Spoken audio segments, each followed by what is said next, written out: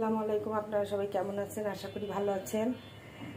আমি আজকে আখির রান্নাঘর থেকে নতুন আরও একটা ভিডিও নিয়ে চলে আসলাম। আমি আজকে রান্না করব কাঁচা কাঁঠালের তরকারি। কাঁচা কাঁঠালের রান্না করার জন্য চুলাটা জ্বালিয়ে দিচ্ছি।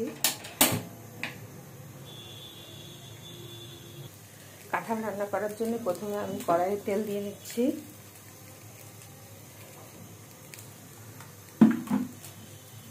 এবার আমি কেটে রাখা পেঁয়াজ কুচিটা দিয়ে দিচ্ছি। পেঁয়াজটা একটু হালকা ভাজা হয়ে গেলে তারপরে বাকি মশলাগুলো দিয়ে দেবো।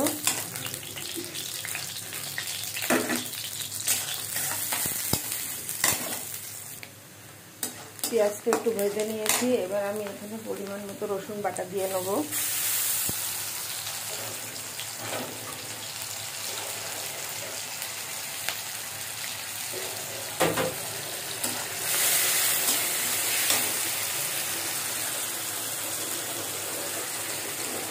এখানে আমি মশলা রেখেছি দারচিনি গুঁড়া, আদা গুঁড়া, ধনিয়া জিরা গুঁড়া, 2টা এলাচ, হলুদের গুঁড়া, লাল মরিচের গুঁড়া, লবণ, সব কিছু মশলা পরিমাণ মতো রেখেছি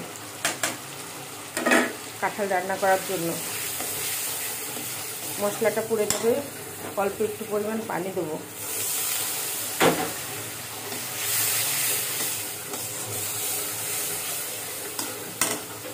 মশলাটা ভালোভাবে এবার কষিয়ে নেব। ভালোভাবে মশলাটা কষানো হয়ে গেছে। কাঁঠালটা আমি একদিন আগে কেটে ডিপে রেখে দিয়েছিলাম, তাই ধুয়ে দিয়ে দিলাম।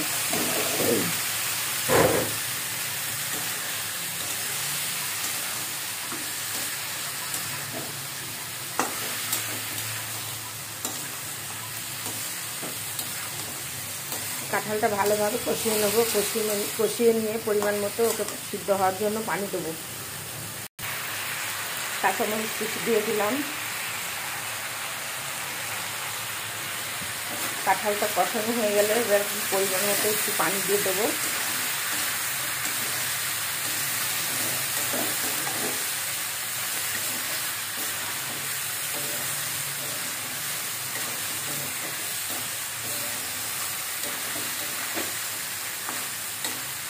ভালোভাবে তরকারিটা কষানো হয়ে গেছে। এবার আমি কাঁঠালটা সমান সমান করে পানি দেবো। কাঁঠালের তরকারিতে একটু পানি বেশি লাগে।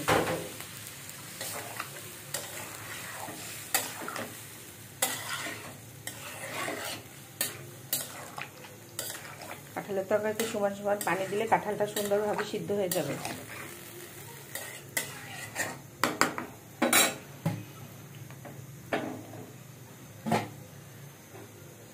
কাঁঠালের তরকারিটা এবার আমি 10 মিনিটের জন্য ঢাকনা দিয়ে ঢেকে দেবো।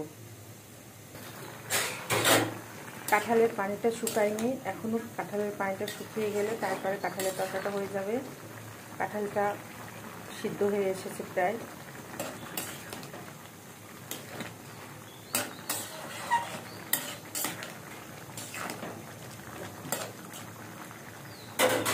আজকে আমি শুধু রান্না করলাম কাঁঠালটা নিরামিষ। কাঁঠালের তরকারিটা আমার প্রায় হয়ে এসেছে। এবার আমি ভাজা মশলা গুঁড়ো করা আছে ওটা উপর দিয়ে একটু ছিটিয়ে দেবো। এর ভিতরে আছে গরম মশলা, ধনিয়া জিরা গুঁড়া ভেজে রাখা, দিয়ে দিলাম।